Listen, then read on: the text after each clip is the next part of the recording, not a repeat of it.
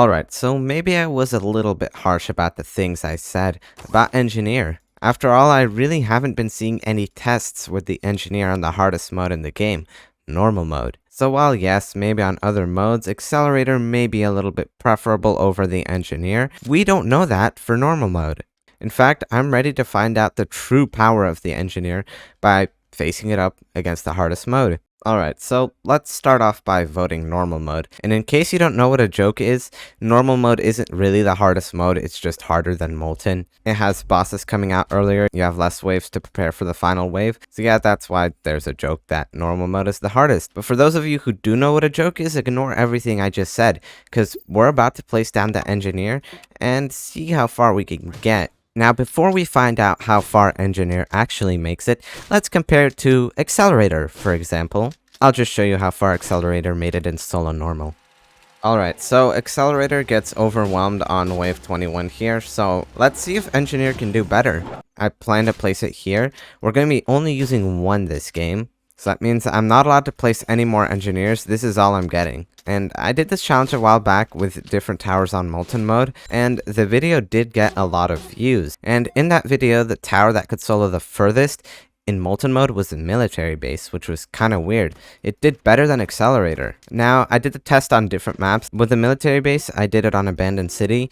Engineer here, I'm using it on Toyboard just because I think it would probably be the best map for it, since the sentries, once it places down at like max level, should be able to see like the front and pretty much all the way to the back. And the good thing about Engineer is that it performs just as well as it does without the need for like Commander or DJ, which I don't happen to have in my loadout. While it may be expensive, and of course it would help a lot if I had like DJ, so I could lower the price and farm obviously for money, all we care about is just to see how good is the Engineer all on its own against normal mode here.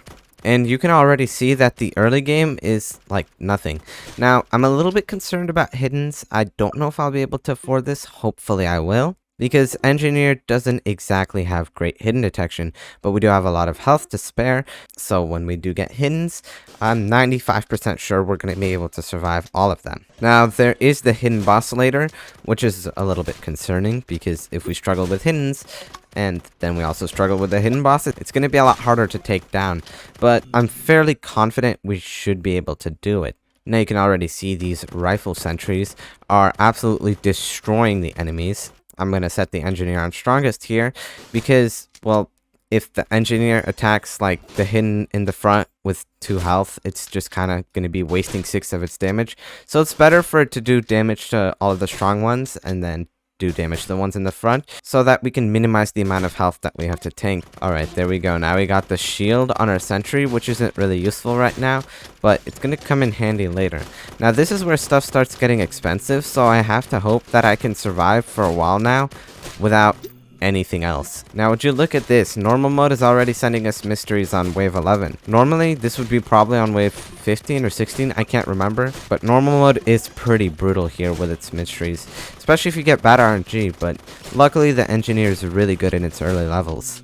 Alright, we're about to take down the Necromancer, and then we've got some Strongs right after that. But at this point, if you don't see why normal mode is sometimes called the hardest mode, then you should probably open your eyes. Thankfully, having these strong enemies is good for us, and they have high health, so that is just more money, which is exactly what we need since Engineer is a little bit expensive. Now look at this, wave 16, and something huge is coming. That is the slow boss. So yeah, that's right. We're seeing a slow boss. So a boss on normal mode earlier than it comes out on hardcore, which is wave 19. And on hardcore, it's a mega slow, which although is stronger, it's still crazy that we have a pretty major... Oh my god, I did not see that one coming. Well, now I just better hope that I survive that. Okay, it's a little busy building sentries, but we just gotta hope we can deal enough damage here, and I think we'll just barely be able to survive that. And now with our minigun sentries, normal enemies should be a lot easier.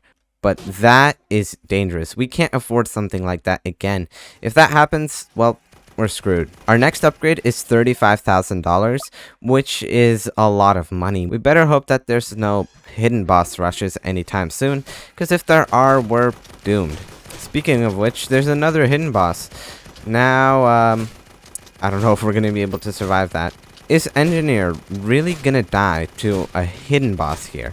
This is $50. A $50 tower. Are we gonna die to this? We better not. One more shot.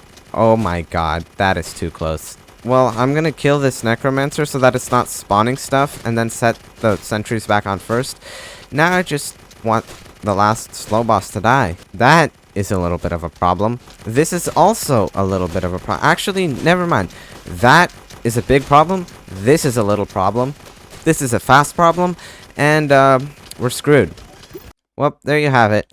Engineer on the hardest mode in the game only makes it to wave 21. So if you just enjoyed this useless information, like and subscribe and use StarCode E.